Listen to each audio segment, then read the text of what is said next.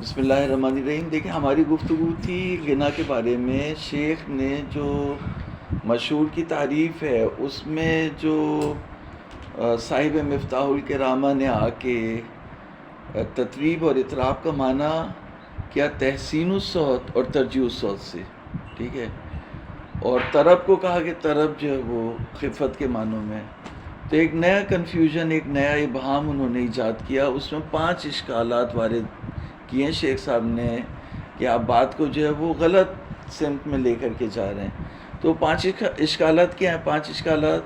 پہلا اشکال یہ ہے کہ اگر آپ کہہ رہے ہیں کہ تطریب اور اطراب تحسین الصوت اور ترجیح الصوت کے معنی میں ہے اور طرب جو ہے وہ خفت کے معنی میں ہے، تو اس کا مطلب یہ کہ اشتراک لفظی وجود میں آئے گا، یعنی 2 وضع ہو گئی.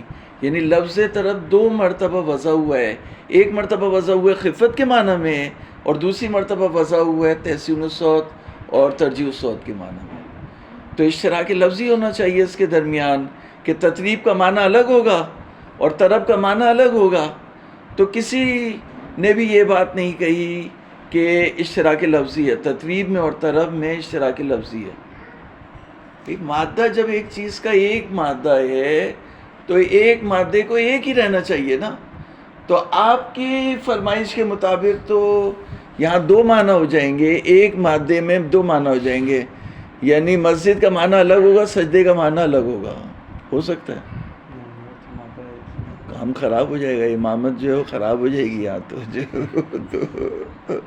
ہاں صحیح ہے. تو یہ کہہ رہے ہیں کہ تطریب کا بھی وہی معنی ہوگا. بالآخر ایک مادہ جب ایک ہے تو مادے کا معنی تو ایک ہی ہونا چاہیے نا. تو اس میں آپ کے معنی کے مطابق ایسا نہیں ہوگا. تو یہ پہلا اشکال ہے، مشترک لفظی وجود میں آئے گا. تو اس کو شیخ نے حل کیا، وہ حل کرتے ہیں، ابھی اس کو چھوڑیں ابھی، ٹھیک ہے نا. دوسرا اشکال ان کا یہ ہے کہ اگر اطراب و تطریب تحسین الصوت کے معنی میں ہے تو اطراب کہتے ہیں، اطراب کے کیا معنی کیا آپ نے بتائے؟ صاحب مفتاح الکرامہ نے اطراب کے معنی بتائے تحسین الصوت اور ترجیح. تو ترجیح کون کرتا ہے؟ گلے میں کون گھماتا ہے؟ انسان. تو اس کا مطلب یہ ترجیح اور تحسین اور ترجیح الصوت یا تحسین الصوت، آواز کو باریک کون کرتا ہے؟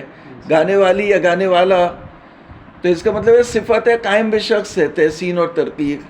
جبکہ جو غنا کی تعریف میں آپ دیکھیں تو یہ صفت ہے قائم بے صوت ہے، قائم بے شخص نہیں ہے. وہاں پہ کہا کہ مد الصوت المشتمل علی ترجیح المطرب. تو مطرب کس کی صفت ہے؟ آواز کی صفت ہے، انسان کی صفت نہیں ہے. جو یہاں پہ انسان کی صفت بن رہی ہے اور جو آپ معنی کر رہے ہیں اس کے لحاظ سے انسان کی صفت بن رہی ہے. جو کلمات فقہا میں مطرب کو پیش کیا گیا ہے وہ انسان کی صفت نہیں بن رہی بلکہ قائم بے صوت ہے. یہاں قائم بے شخص ہے، وہاں قائم بے صوت ہے. یہ دوسرا اشکال ہے ان کے اوپر. تیسرا اشکال یہ ہے کہ آپ کیا بول رہے ہیں؟ آپ نے کیا لکھا؟ آپ نے لکھا کہ دیکھو دقت کرنی چاہیے نا، یہ جو کوئی بھی بات کرتے ہو دقت کرتے تھے پہلے جو بزرگ. آپ نے یہ کہا کہ تطریب تحسین کے معنوں میں، ترجیح کے معنوں میں. تو اگر تطریب، یہ دیکھو یہاں لکھا تطریب، اگر تطریب جو ہے وہ ترجیح کے معنی میں ہے تو اس کا فعل لازم، یہ تو فعل متعدی ہے نا، باب تفعیل ہے. تو آپ تا ہٹا دیں، تطریب میں سے تا ہٹائیں تو طرب بنے گا. تو یہاں تحسین میں سے تا ہٹائیں تو کیا بنے گا؟ حسن بنے گا. اور ترجیح میں سے تا ہٹائیں تو رجوع بنے گا. تو رجوع اور حسن، یعنی اگر تطریب کے معنی تحسین اور ترجیح کے ہیں تو طرب کے معنی حسن اور رجوع کے ہونے چاہیے. جبکہ کسی پاگل نے بھی یہ معنی طرب کے معنی حسن اور رجوع سے کسی نے بھی نہیں. اس کا مطلب یہ ہے کہ تطریب کے معنی ترجیح اور تحسین کے نہیں ہیں. یہ کلیئر کر رہے ہیں نا، یہ غلط جگہ جا رہے ہیں. چوتھا کیا ہے؟ چوتھا اشکال یہ ہے کہ تکرار لازم آئے گی، کیونکہ آپ طرب کو کہہ رہے ہیں، طرب کو کیا معنی کر رہے ہیں آپ؟ تحسین اور ترجیح. تو ترجیح کی قید تو اس میں لکھیے مد الصوت المشتمل علی ترجیح المطرب. مد الصوت المشتمل علی الترجیح، تو ترجیح پہلے بھی آ گیا، پھر مطرب کا مطلب بھی ترجیح سے ہو گیا، ترجیح اور تحسین. تو اس کا مطلب یہ ہے کہ مطرب بھی ترجیح کے معنی میں، ترجیح بھی ترجیح کے معنی میں، اس سے تکرار لازم آئے گی. کیا لازم آئے گی؟ تکرار لازم آئے گی. کیونکہ آپ نے تعریف میں دو قید عکس کی، مد الصوت المشتمل علی الترجیح المطرب، تو مطرب کو بھی اگر ترجیح کے معنوں میں کرو گے تو تکرار لازم آئے گی. یہ چوتھا اشکال ہے.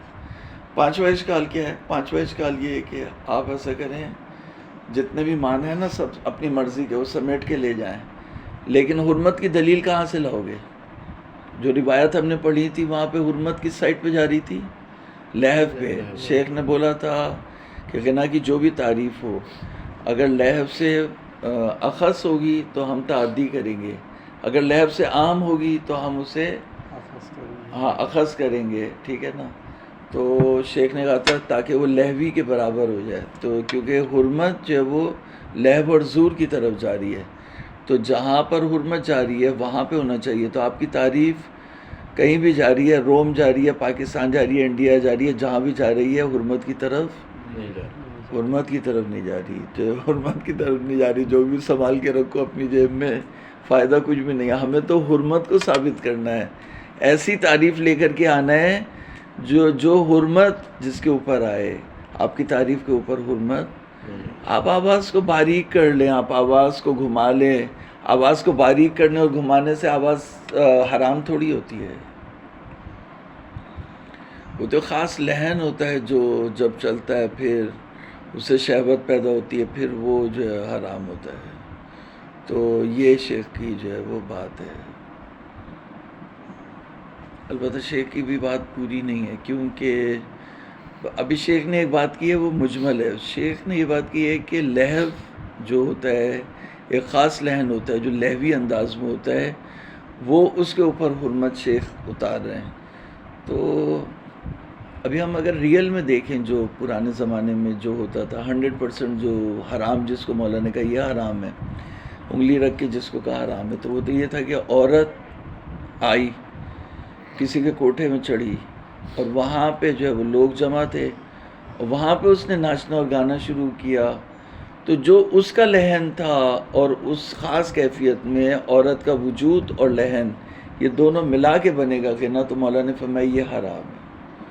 اب مثال کے طور پر اسی عورت کی آواز اگر بج رہی ہے اور عورت موجود نہیں ہے تو شہوت تو نہیں آئے گی اتنی انسان کو. تو پھر اس لیے فقہا نے جو ہے وہ آگے بہت سی باتیں کر رکھی ہیں، تو وہ اس پہ بھی بات کریں گے. ابھی تو یہ 5 اشکال جو صاحب مفتاح الکرامہ کے اوپر 5 اشکال انہوں نے کیے ہیں، تطریب، طرب اور تطریب کے اوپر جو انہوں نے 5 اشکال کیے ہیں، یہ میں نے آپ کو جو ہے وہ بیان کر دیا ہے. صحیح ہے؟ یہ تکرار کرنا جو ہے وہ ضروری تھا. یہ جو ہے وہ یہ اسی طرح سے آپ کو یاد بھی ہونی چاہیے، پتہ بھی ہونی چاہیے اور واضح ہونی چاہیے. قاری الفت کو یہ نقصان ہو گیا، قاری الفت کو یہ سمجھانا ہے آپ کو. چلے مٹھاؤ اسے.